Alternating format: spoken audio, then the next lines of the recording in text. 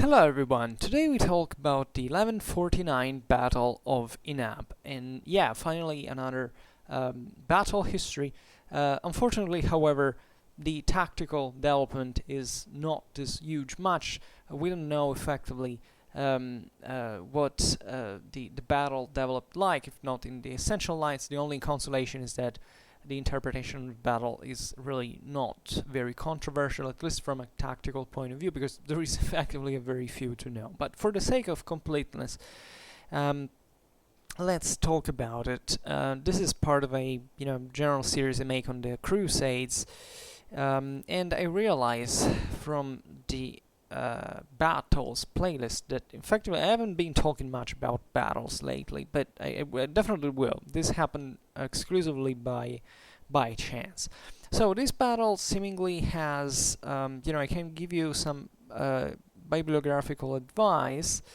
There is the article written by Alex Mallet, if I'm not wrong, from the Edinburgh University, that is probably the most updated material existing out there, and I got it just the day before yesterday when I was preparing for the video. But unfortunately, it reconfirms the fact that there is not much controversy in the battle interpretation, but in the tactical interpretation. But however, he discusses widely why this battle that was generally believed to have had a substantial importance from a strategical point of view, fundamentally wasn't a big deal, as at least it was thought before.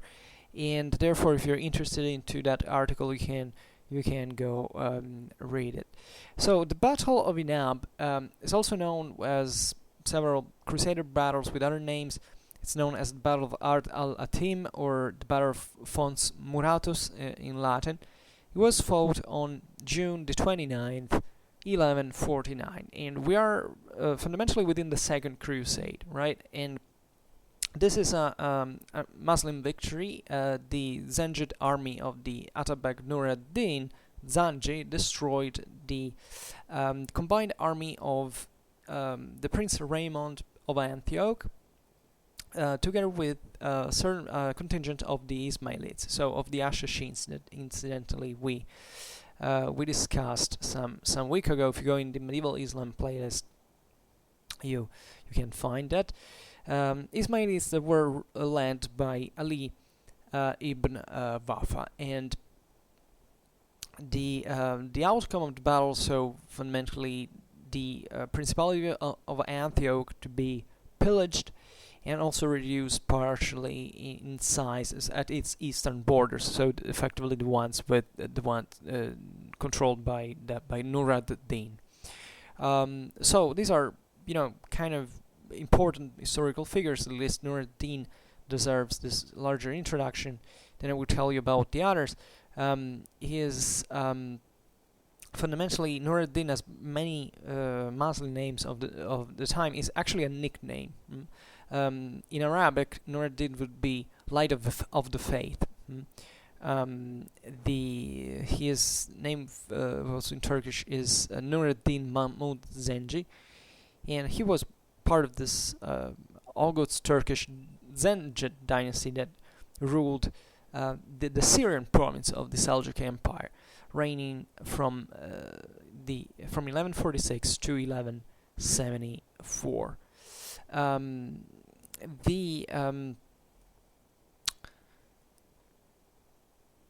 The background of this battle. So fundamentally, after the death of Nur ad-Din's father Zengi in 1146, Raymond of Antioch, so Prince of Antioch, had invaded the province of Aleppo, that was this area of Syria, part of the Seljuk Empire, that at that time wasn't faring really well, because it was threatened by several hostile powers from all sides. So this is one of those things you don't want to happen to your domains.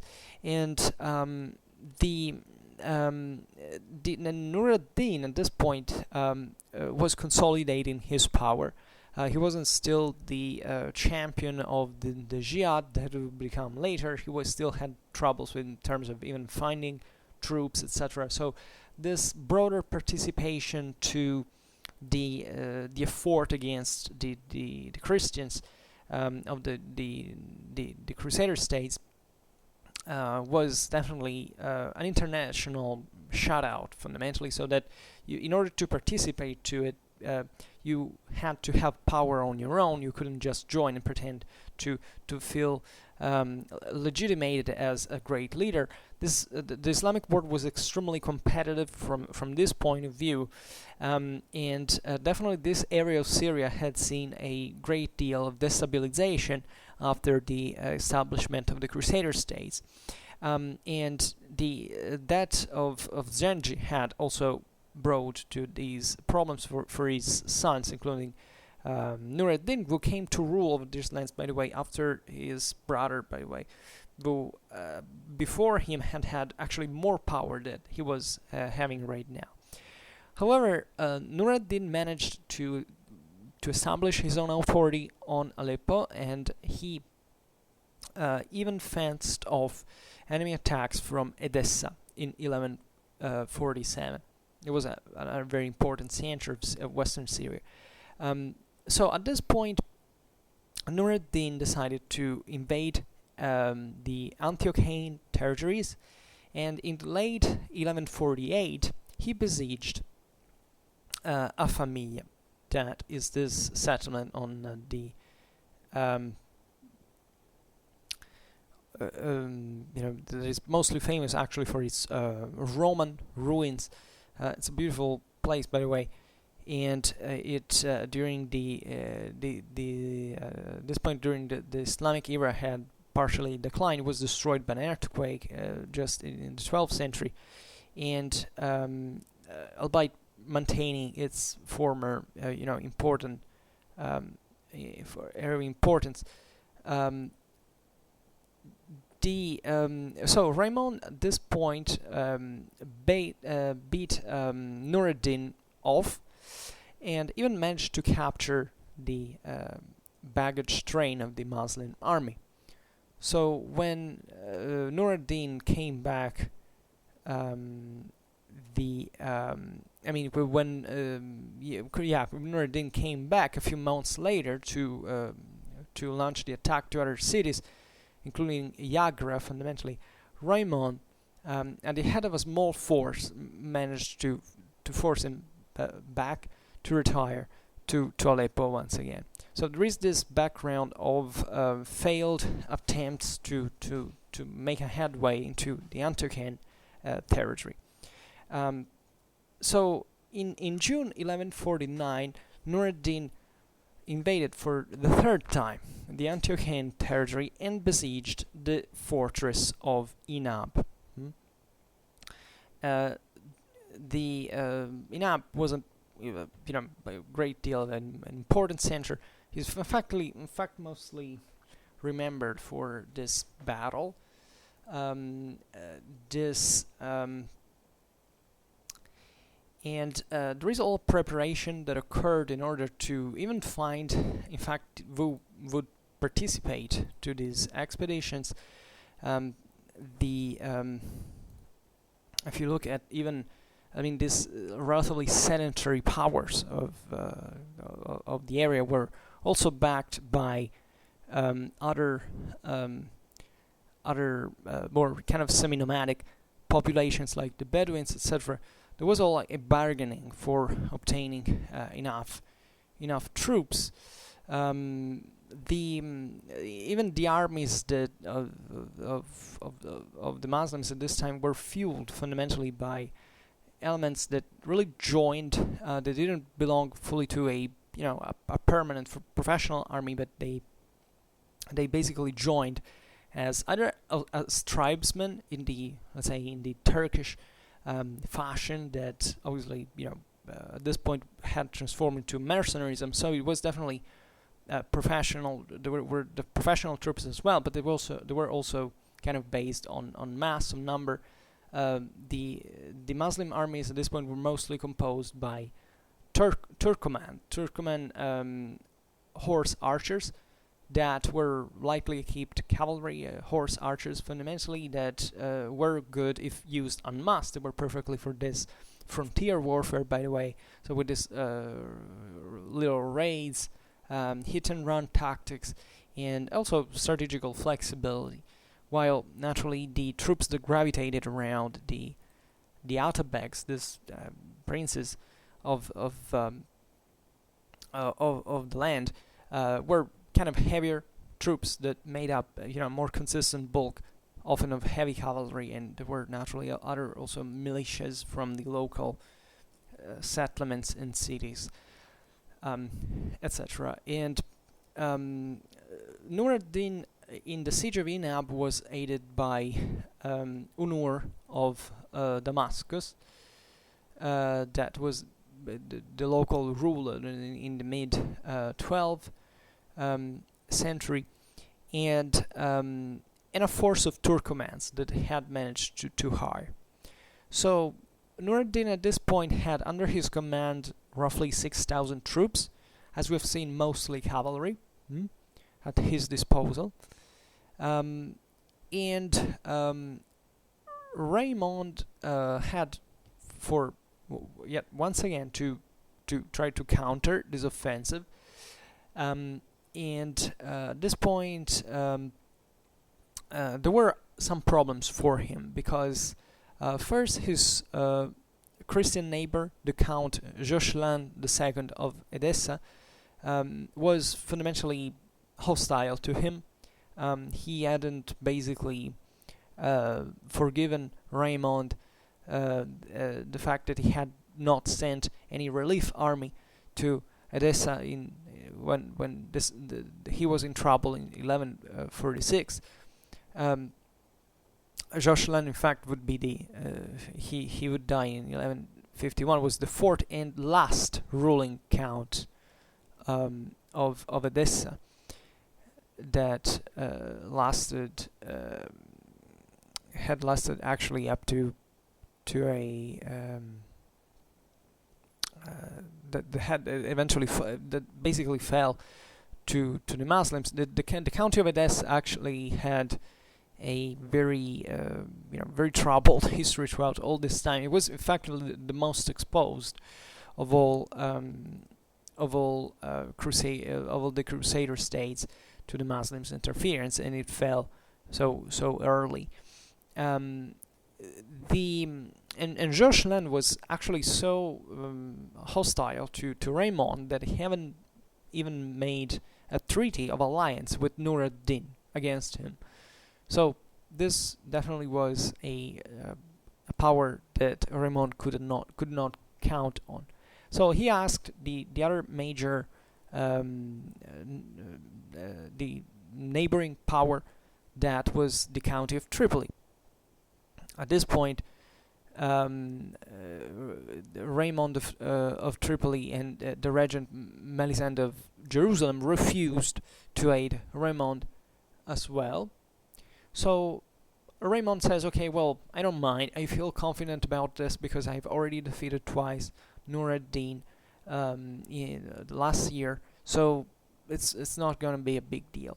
So he basically set forth with an army that is evaluated in 400 knights and 11 infantry.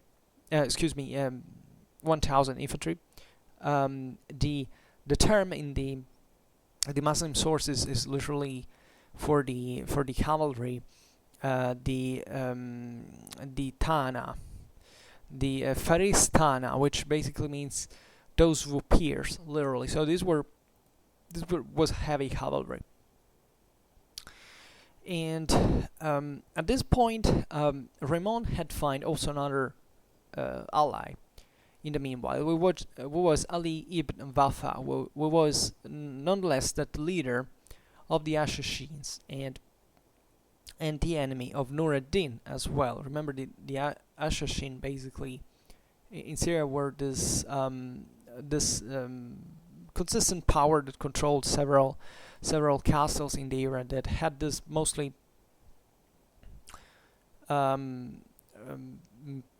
preservation goal, strategically speaking, committing this act of political terrorism through assassinations and so on, and effectively contrasting, Christian and Muslim powers alike, depending on what the convenience. Just we have seen now with the same Antioch, it's not that they cared much about who was Christian or Muslim, but who could effectively help them. So there was also this other element that I don't believe we know, how much and which kind of troops they provided Raymond, but I think sources are stating always the same number: 400 knights and 1,000 infantry. Then yeah, it's possible that there were other troops involved, but numerically, and maybe also other typologies. By the way, it was pretty rare for knights, for Christian knights at this time, to set forth without the aid of some kind of lighter cavalry, like the ones the Near East pullulated with. They were a fundamental tactical component. It was for the heavy cavalry in the Muslim armies as well. And many crusaders, basically all crusader states, made use of this local auxiliaries that sometimes could be the so-called Turcopoles, or other troops that could be even Muslim on their own. In this case, we know that the Ismailids had sent their own troops as well. So remember also that one great problem of the Crusader states at this point, and not just of the Crusades, but for them, kind of more, especially in terms of heavy cavalry, of armored heavy cavalry in the Western European fashion, it was the problem of replenishment of the troops. I mean, the availability of the forces. There was a very few. The states were effectively were not that poor, but their systems of regiment and their also sometimes their political organization made it difficult to put up a kind of a substantial expedition. Crusader armies weren't very large by the foe, by standards, but it's also true that if you look just at numbers, you don't consider quality, you can miss part of the point, because usually Muslim armies were larger, but they were also made up by lighter troops. So this partially explains, because also the Muslims weren't faring particularly well in terms of heavy, particularly better than the Christians, let's say, in terms of heavy cavalry, and tendentially their armies were lighter. So this also informed the various tactics were usually employed. And but using this light cavalry was fundamental even for the Christians. Lighter cavalry in kind of Eastern fashion, especially horse archers, because effectively also the Europeans had lighter cavalry, like that supported the knights, etc. But it was generally different. At least it wasn't so skilled like the Eastern one in this hit and run tactics, carrying out Parthian shot, let's say, and all these things that weren't effectively this huge problem that is often told. I mean, when you analyze these battles, there is always the sort of defeatistic attitude, like saying, oh well, the Crusaders at the end of the day that lost it to the Muslims, because it was mostly, the Muslims had this terrible tactics that the Christians couldn't cope with. But it wasn't really like that. I mean, if you look at the average of battles, the Western heavy cavalry always kind of got a slight advantage at the end of the day. I mean, if the leader was intelligent enough, cold-blooded enough, could really call for the heavy cavalry charge at the right moment and effectively wipe out even this light cavalry that, albeit running faster, could also be dispersed more easily. So the ultimate fate of Crusader states wasn't really based on tactical stuff. It's really it happens most of the cases, but rather on political, social problems and broader structural dynamics, let's say. So Raymond sets forth for Inab with these relatively few troops, as we've seen, 400 knights, 1,000 infantry. So Nur ad-Din had 6,000 light cavalry, mostly light cavalry at least. So when Nur ad-Din learned of the weakness fundamentally of Raymond's army, he was pretty suspicious because he didn't believe it. I mean, what is this guy doing? Approaching just with all these few soldiers? It may be a trap, it may be a trick of some sort. So he actually believed that this contingent made up just the avant-garde of the main Frankish army that he expected to appear from some moment to another. Just if you look at Crusader warfare, you realize that a big deal of, in fact, of these encounters were settled by even by problems of coordination of all the various contingents that could arrive from here and there. We've seen it, for instance, with the battle of when we were discussing about the battle of Cresson. We made a video about that. It was another Christian defeat that occurred seemingly because the Christian troops didn't reconnect together. I mean, when the battle was over, certain parts of the Christian contingents that were arriving for the battle didn't even know that the clash had occurred. And this is in a nutshell what was happening among the Crusader states, right? And this was a problem, however, also for the Muslims, because like in this case, I don't know, maybe let's assume the county of Tripoli would have sent some troops. For as much Nur ad-Din could know, this could still be arriving, let's say. So there is always this problem of reconnaissance of what the hell is going on. And because of these relatively small contingents that were mostly mounted, by the way, or usually mounted, and therefore could have, especially this heavier cavalry, had a greater strategical mobility.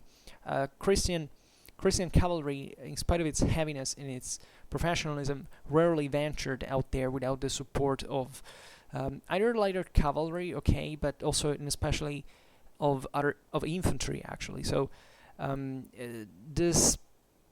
idea was that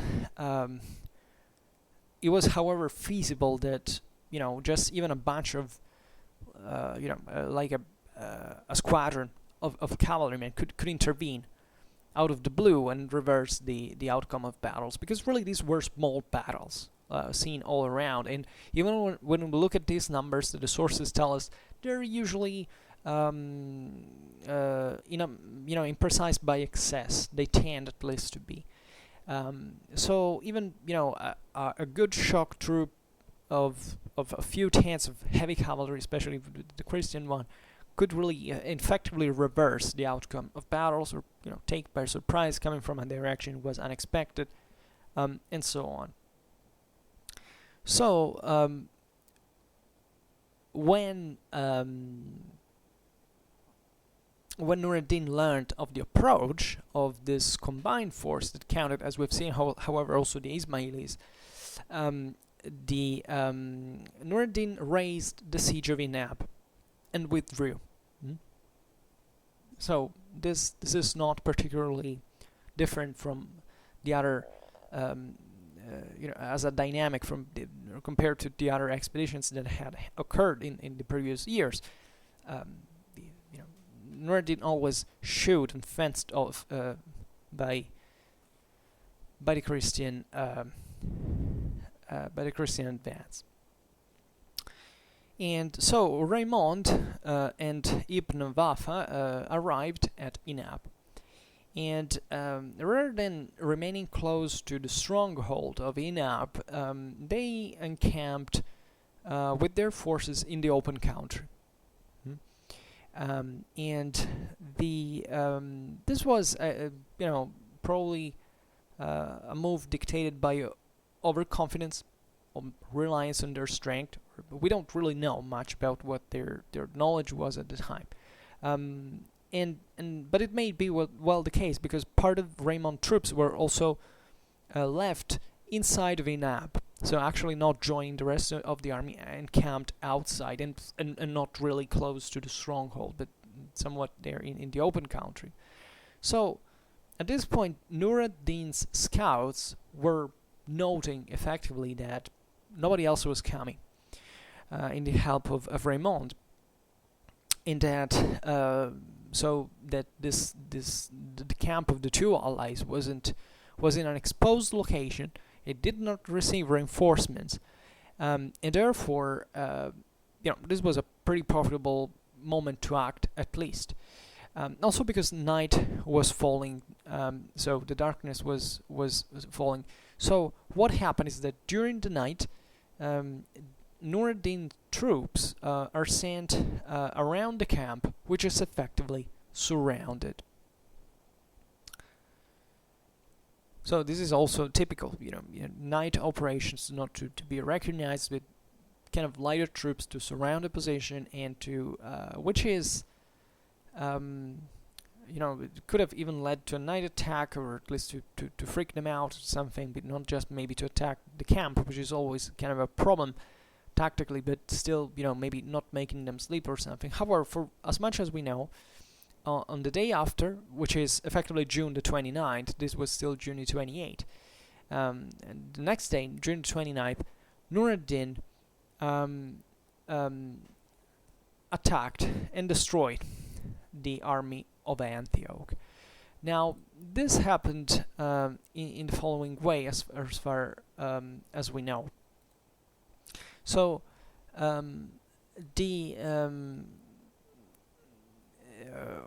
Raymond had naturally in the morning had figured out that the camp had been surrounded. So this is not really a good situation you can find. And let's remember that Nur ad-Din forces were consistently superior in number. So just think about having 6,000 cavalry around you. It's definitely not pleasant, especially if they can throw arrows, especially all together or continuously inside your camp. So this was a no way out situation in apparently. But the Crusaders were not immune to such eventualities. It's plenty of basically almost all battles of the Crusader era between Christians and Muslims have this, heavy Christian cavalry that needs to wait the right moment to charge, as we were saying before. And in the meanwhile, what the Muslims do is to wear them down with continuous arrow fire. And this is not just, by, effectively wounding men and horses, especially their big target, rarely armored at this point, if not with just the gambizon, etc. But it's also psychological harassment, right? It's definitely something. I don't know how to say it in English. That, however, annoys you, irritates, and stresses you pretty much to be under constant arrow fire. And the horses become nervous and they start breaking the formation. That's the real problem, actually. That progressively, even during the sun, under the sun, of these Near Eastern landscapes, often these battles were like this one in summer. So just think about the environmental conditions with an iron armor on, with the gambizon. Well, the gambizon theoretically had to isolate you as well, but it was extremely hot. We have effectively many accounts from medieval times in which we know that even in Europe, sometimes in summer it was so hot that the knights couldn't. They even took their armor off. So this was effectively a problem, because if you exhaust yourself, you can be still be protected, but you can't fight. So there is this kind of combination.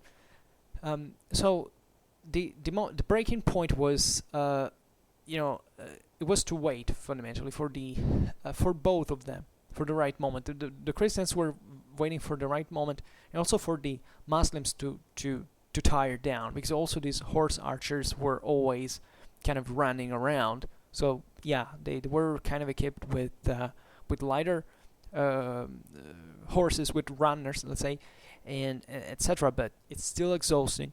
It's not that the Muslims were, they surely were more used technically to deal with with that environment, but it's not that, they, as humans, they suffered less for heat or something else. So it was exhausting for everyone involved. And the last thing was this last charge, that it was either win or lose, right? And for this time, for the Christians, they lost it, because Raymond launched this charge against the encircling Turks, but this led seemingly lured him on the incline of a slope. By the way, with the wind blowing dust in the Christian eyes from the summit, so definitely something that creates a lot of problems as well. And in the following fight, the Christian force was effectively wiped out. And I don't think we have any knowledge about survivors. Of course, there's always someone surviving, but this seemingly was a battle of quasi annihilation. So this particular of the wind blowing with the dust, desert dust into ice, that's definitely something you may want to exploit if you can. It's not always the case. The wind can change its direction, but usually, one can know how frequent, what's the probability. If you know very well the territory, especially during the hours of the day, you know that there is a certain wind blowing, certain directions, etc. So these are things that, even if we don't have any evidence of, might have been effectively exploited. And but here it seems that the principal cause of the defeat, however, was the numbers, the sheer numbers. We're talking about a force that Christian force that was less than 1/4 of the Muslim army. So that's heavy, right? You generally even having an advantage 3-1 is already a good thing, militarily speaking, to hope to have an overwhelming victory. So if you have even more, more than that, you can win easily, let's say. But in war, there are so many other factors that it's often not easy to say whether one thing will go in the right direction or not. So this in this defeat, both Raymond and Ibn Wafa were killed, and there is even an account that says that Raymond was a warrior of immense stature that fought back when he found himself surrounded in this charge, cutting down all who came near him. So this, sometimes they are just rhetorical statements, but it's definitely plausible. Also because the Christian knights were, or at least this bodyguards were heavily armored, so you could maybe effectively take their horses down, etc. But these guys would at least, maybe even just on foot, keep on fighting. And if you wanted to wipe them out, and you had at least to surround them and try to make them surrender in the first place. But if they didn't want to, there was nothing you could do about it. And usually there was a lot of military edits attached to this events, like the chief of a principality, crusader principality, etc., was fighting there effectively for his own prestige and political prowess and honor, etc. So that there is always the disaster, the defeat. You're surrounded. You can hope to be taken prisoner, but sometimes simply say, okay, well, I don't want to, and maybe not even the other side wanted. So you would fight to the death, And in all battles, there's always someone who basically makes a last stand, partially also for allowing the others to flee more safely. And generally, it's this picked units, bodyguard units, elite units that make the last stand. There's a physicality involved, especially with this, the kind of technological potential of the times, where we're saying it's even difficult to pierce an armor at this point, or to with blades. It's effectively very difficult to even to cut through it. Most of the times, that's not even the objective, but you have to get there and get the person killed, and it's not easy. Also, Ibn Wafa, as we were saying, were killed. Also, Reynaldo Marash was one other casualty. And so I think, yeah, there is some accounts saying that a few Franks escaped the defeat, but most of them went either killed or captured. So after the defeat, as we were saying before, the Crusaders had usually a few manpower. Even 400 knights or 1,000 infantry was at this point all what the Principality of Antioch, that was one of the largest Crusader states, could put on the field. So after this force had been wiped out, the territory of Antioch was open to Nur ad-Din's forces, and this was a very important opportunity for him. The main strategical goal is definitely that Antioch was a city of very old origin. It was one of the most important cities of the Near East. It was located on very important trade routes, because between Syria, Lebanon, Anatolia, and on Mediterranean. So all the trade routes, the Silk Road that passed through Mesopotamia and Syria, arrived there. So it was the key of the access to the Mediterranean from the Muslim side that obviously they were looking for, reconquering during the Crusades. And so at this point, Nur ad-Din, in fact, rode out to the coast and even bathed in the sea, the Mediterranean Sea, as a symbol of his conquest. This idea, look, I've arrived up to the Mediterranean, so I kind of made it. There is no one in the middle that stops me. And this was definitely a meaningful action to, at least for considering what it entailed, strategically speaking. As it often happens, we have a very few accounts, and sometimes very concise ones on the explanations of this defeat, on the judgments, on leadership, etc.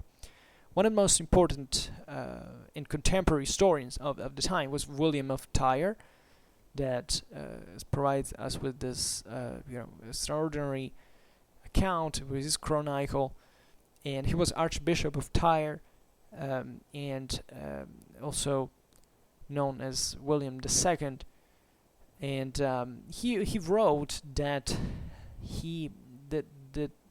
basically the defeat of the Antiochians had occurred because of Raymond's rashness. Now, this is a typical accusation, like saying, okay, well, yeah, you attacked, you were wiped out, it was a rash move, right? Yeah, we can accept that. And what is interesting in historiographical perspective is that there is a very few written about the life of Raymond. As a political figure, as a figure on his own, as a biography, etc.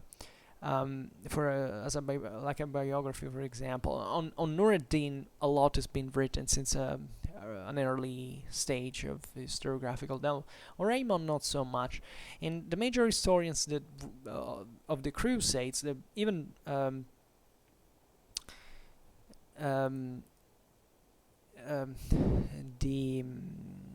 even Runciman, for instance, kind of follows William of Tyre in this judgment, like Raymond as a rash as a rash individual.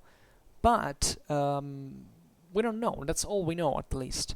And this idea of rashness is often interpreted historically like this detail.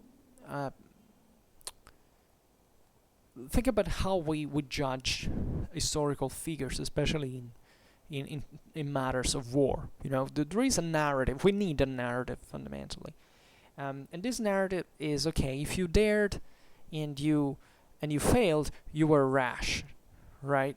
You did something wrong. You had to wait. You had to be more prudent. If you dare and you win, you're the great genius that understood the right thing. Well, the point is, most of the times we don't actually know what the odds really were, what the situation really were, why this decision was taken. This is a typical Clausewitzian concept, and therefore, historically speaking, all what we have is William of Tyre saying, okay, Raymond was rash, right?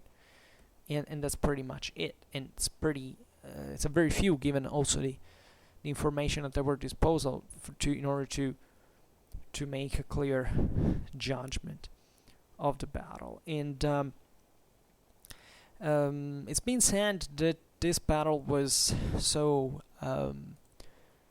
was a real disaster, like the the Battle of the Ager Sanguinis, or also known as Battle of the Field of Blood, in fact, in translation, where the same Antiochian army actually was annihilated by the Turkmen Artukid ruler of Mardin, Naim al-Din Ghazi ibn Artuk, in 1119. And this was, however, a much larger defeat. I mean, the Battle of the Ager Sanguinis was a much larger defeat, and the Battle of Inab is really not. It's really something smaller, and it is not to be considered in any way a watershed. In the context of the Second Crusade, effectively, Nur ad-Din, now we'll see what he did. He didn't, however, achieve to make Antioch fall, because the Crusader system kind of reacted at this point, which is typical. Nobody wants to send help until things don't get seriously bad, and the person you didn't want to back now even doesn't exist anymore, like in this case with the unfortunate Raymond. But after his victory, Nur ad-Din went on to capture certain Christian fortresses, the one of Arta, the one of which is just 25 miles northeast of Antioch, actually, and it's close to the Iron Bridge on the Roman road from Antioch to Aleppo, so it's an important center. Also Harim and Im, and these were a bit the gates of Antioch from the Syrian side. So they were relatively important strongholds. And Antioch was, in fact, didn't recover Harim until 1157, and eventually the Muslims permanently conquered from 1164. And Nur ad-Din at this point sent even the larger part of his army to besiege Afamiyya. Afamiyya, we mentioned it before. Nur ad-Din had already tried to occupy it. It would be the ancient Apameya, if you know where it is, on the right bank of the Orontes River, right? And as it often happens, as it always happens, actually, especially in this time in history, the entire region was plundered. The same Antioch was besieged, and at this point, let's remember it was the city was virtually defenseless because of the loss of its not just of his leader, his prince Raymond, but of the whole army, so the whole military. So at this point, there was not much that could be done effectively. Evidently, Antioch in itself was a bit too was a a large city, right? So even Nur ad-Din possibly didn't have enough resources to make a long-lasting siege for a long time. But nevertheless, internally the situation was dangerous. In these situations, it's not really about making a siege, but really finding someone who can open the gates and make you pour in. This is actually how it always happens in the Middle Ages. I mean, it's way easier to make capitulate a city or a castle by by treason than spending all the resources necessary to besiege it. So within Antioch, there were two parties. One was for the surrender, the other was for existing, the Muslims. So the surrender naturally didn't entail full surrender, but at least some kind of agreement with Nur ad-Din in this condition of force, however, that he had in some in consistent measure. So eventually, Raymond's widow, Constance, and together with who was the daughter of the and the only daughter, in fact, of Bohemond of Antioch. So these were the ancient the ancient Normans of southern Italy that had founded effectively the Principality of Antioch, that had passed to Raymond as through this marriage, together with the Patriarch of Antioch, Emery de Limoges, decided to pay Nur ad-Din off. Let's remember that Antioch was a metropolitic seat, so also it was an important center of Christianity that the Crusaders had re-seized as and even in this fashion, in establishing now a Latin, not a Greek Patriarch of Antioch, right? Because even if these lands were Muslim before the Crusades, still, first of all, Antioch had been formerly, if I'm not wrong, oh no, well, that happened actually later, but I mean, it was still extremely close to the Byzantine world. It was naturally, like throughout all the Islamic world, the Christian community in it, so there was a metropolitic seat as well. So this was an important goal that the Christians had, the Crusaders had achieved, even against the Byzantines in some ways. So the Patriarch was a very influential figure in this city, and in fact it seems that the treasure that was paid to Nur ad-Din in order to move away from the city actually came from the Patriarch's own possessions, right? In the meanwhile, so Nur ad-Din effectively moves away, even though he maintains a small force in the nearby to prevent reinforcements from entering the city, so that he could keep maneuvering. And in fact, at this time, Nur ad-Din went down. This is the moment in which he went down to the sea to take a bath as a sign of victory, actually. And he also plundered the lands around St. Simeon's Monastery, and then he went to Alfamia to reinforce the siege. The Church of St. Simeon still is one of the most important monasteries in the area. Its history is traceable back to the 5th century, etc.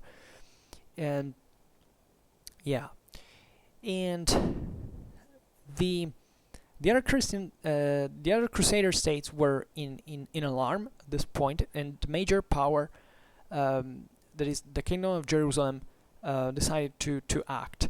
In fact, the Jerusalemetan King Baldwin III,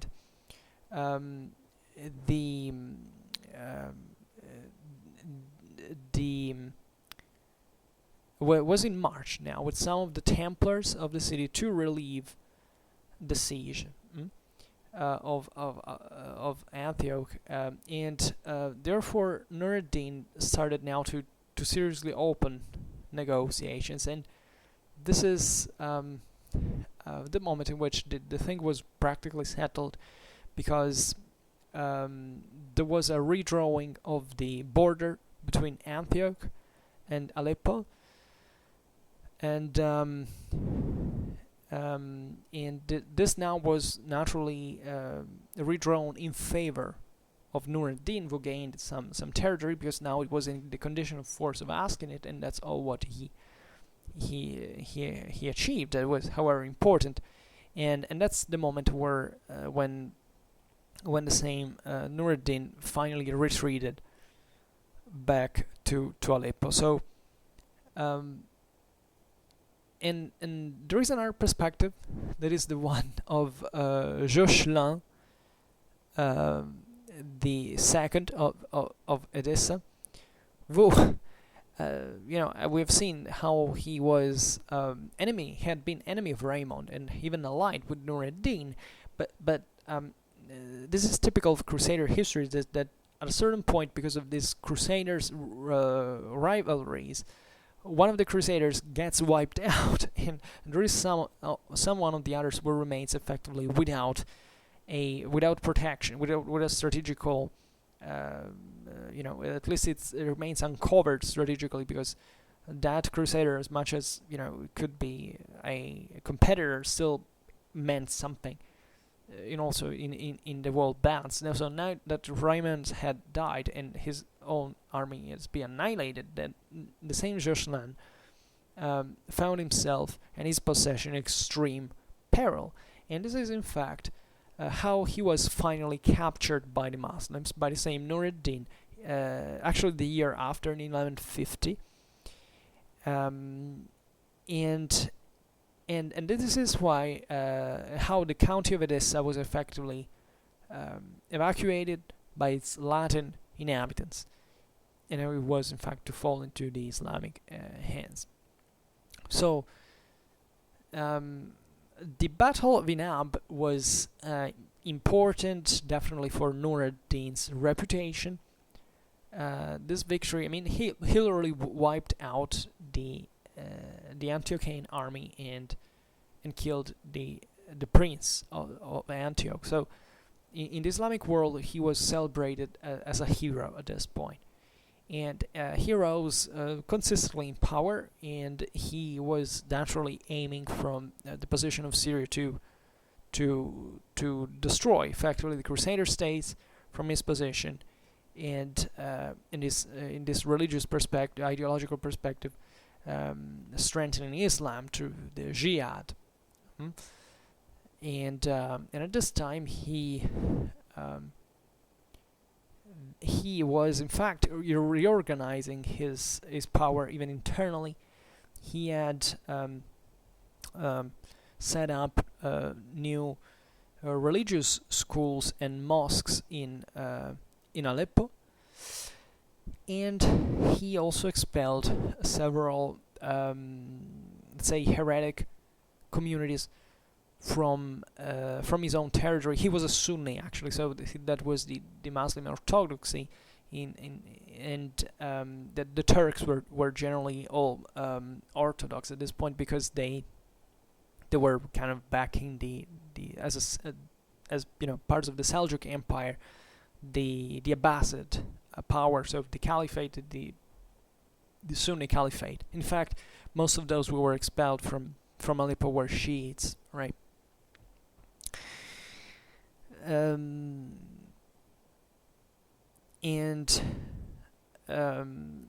this idea of the jihad at that point was a way to effectively fuel political authority, as often happened in the Muslim world. It was Muslim world, as we were telling also the other evening when discussing the Arab Islamic Empire, made this video, was relatively unstable, also because of religion. The Islamic world has this intrinsic distrust towards any kind of earthly authority, because it's seen in a certain measure as a usurpation of the divine one that should effectively rule on earth.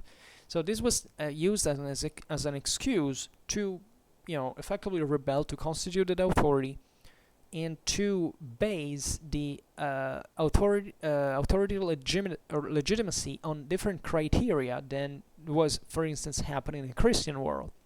In the Christian world, the Bible tells you that you have to be a conscious Christian, a believer, a strong believer, to make all your life about God, but still you have to be obedient to the local authority.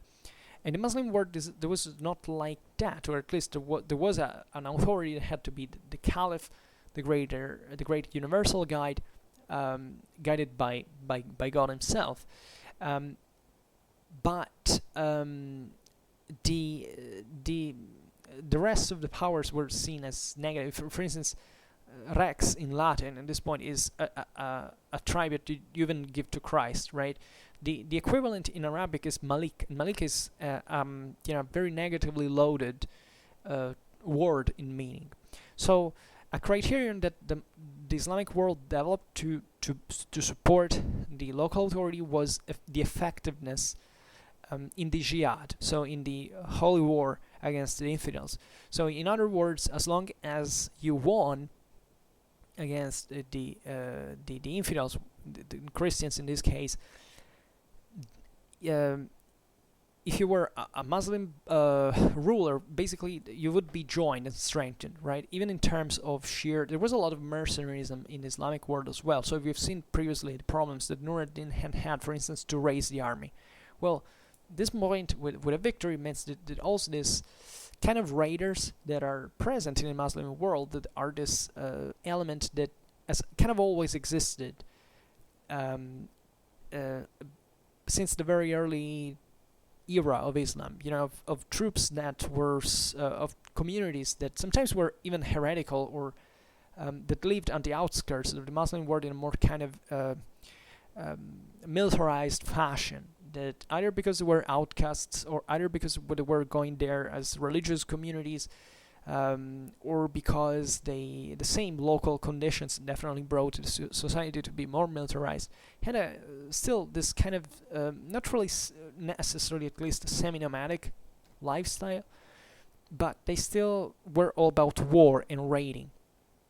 Now the Turks had fueled this, from the steppes of Central Asia, that all these dynasties, even the same Zengid one of Nur ad-Din, had come to as fighters chiefly, and the same effort that is entailed in the concept of jihad was stressing the idea that whoever fought like the Ghazi, right, for the faith, was he who had made this effort, and therefore naturally deserved to go to heaven in martyrdom, in this sense, this perspective, and all this stuff. So this, in more prosaic terms, was translated in a great mass of warriors that were available as long as you basically could pay them, and these were in part contributing to fuel the victorious and successful political leader, but at the same time, making him crumble from a moment to another if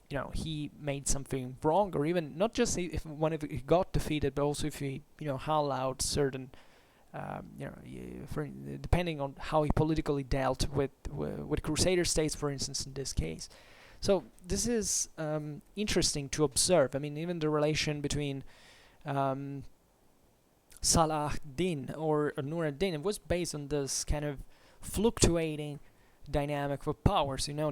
That Syria and Egypt, effectively at this time, both Muslim powers, enemy of the Crusaders, but were also in competition with each other, and they also, because Egypt was the larger force, if he had wiped out effectively the Crusader states, which was to happen about the Battle of Hattin, with the collapse of the major power of the Kingdom of Jerusalem, would have re-seized, as it happened in fact, Syria, and this was always a also source of attrition between the same Muslims. And Yeah, and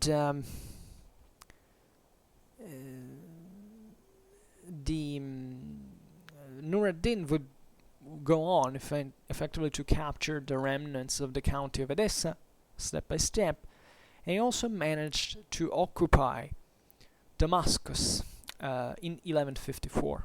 So further weakening the Crusader states, and that was effectively the weakest area. Like the county of Edessa was one of the minor powers and also the one more to crumble, but in this sense, exposing the rest of the Crusader states to the Syrian pressures, at least in that sector, while basically the Kingdom of Jerusalem was in the first line and bordering the Egyptians, the Egyptian offensives instead.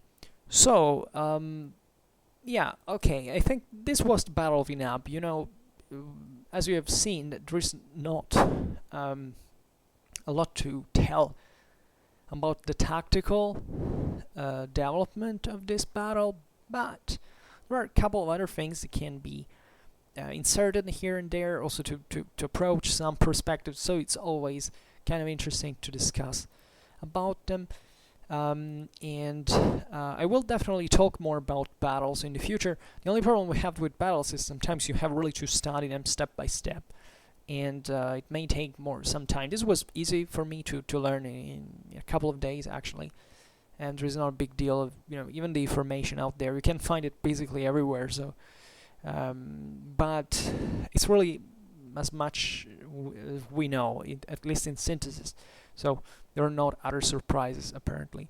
So if you you're interested in these topics, you can read several sources. There is the article I mentioned you before from the Journal of Medieval History 39, edited in 2013, pages 48 to 60, by Alex Mallet, named The Battle of Inab. Otherwise, you can read the 1966 the Crus Oldenburg Zois Oldenburg's The Crusades, published by New York Pantheon Books, or definitely Stephen Runciman, or also R.C.'s Mail, Crusading Warfare 1097-1193, published in New York 1995 by Barnes and Noble Books. So for now, I just hope that you enjoyed this video. If you did, please share it, otherwise leave a like or subscribe to my channel if you're interested in my upcoming contents. And for now, I thank you heartily for listening to me. I wish you a nice time and see you next time. Bye.